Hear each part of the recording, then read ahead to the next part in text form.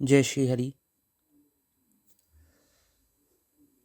बंधुओं, आज का विषय है कि बहुत सारी स्त्रियां महिलाएं अपने पति के लिए अपने को सुंदर रखना चाहती हैं।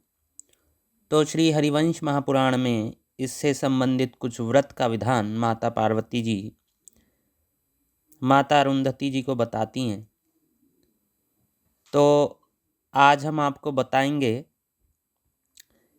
स्त्रियों के कुछ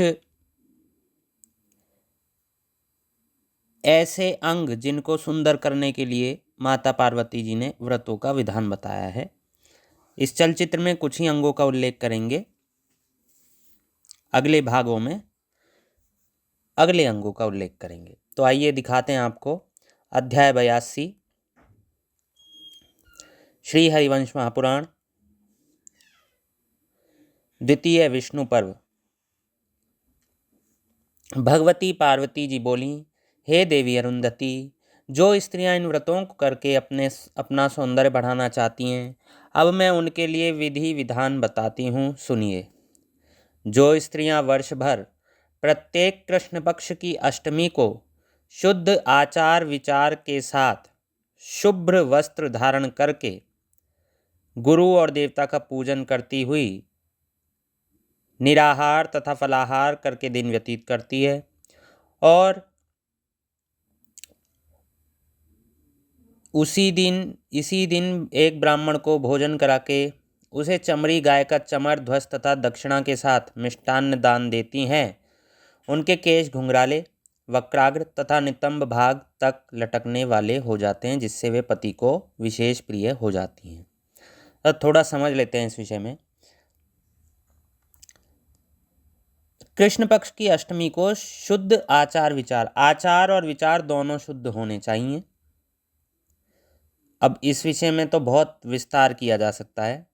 आचार ऐसे शुद्ध होना चाहिए कि सास ससुर की सेवा करनी है, पति को और सास ससुर को, किसी को भी गुरुजनों को दुर्वचन नहीं कहने हैं, उनकी अवज्ञा नहीं करनी है, उनसे वाद विवाद नहीं करना है, उनसे बहस नहीं करनी है।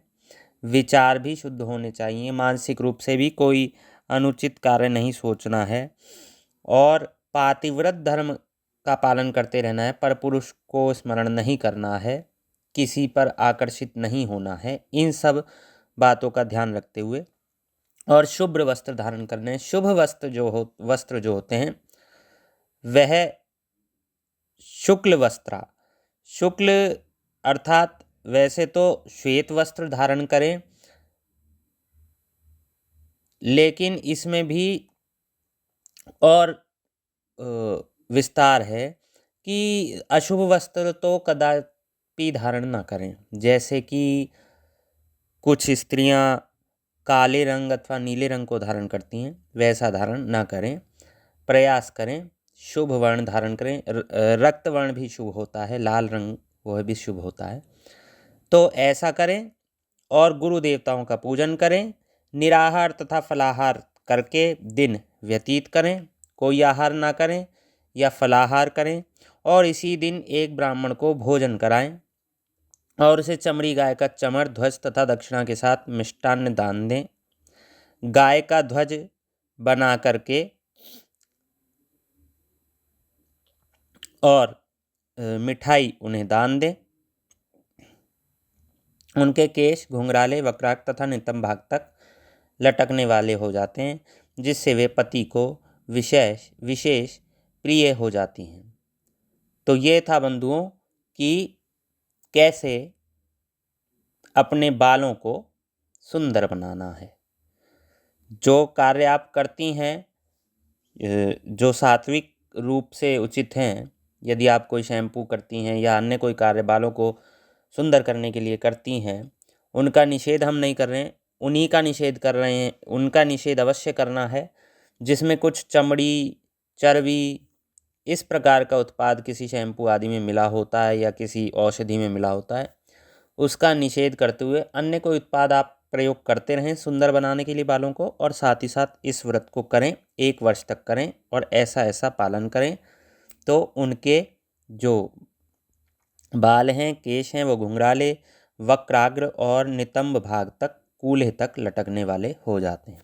तो ये था बंधुओं स्त्रियों के बालों को सुंदर बनाने वाला व्रत। अगले चलचित्रों में इससे संबंधित जो भी चलचित्र होंगे अगले भागों में अगले अंगों को सुंदर बनाने के विधानों के विषय में बताएंगे। धन्यवाद। जय श्री हरि।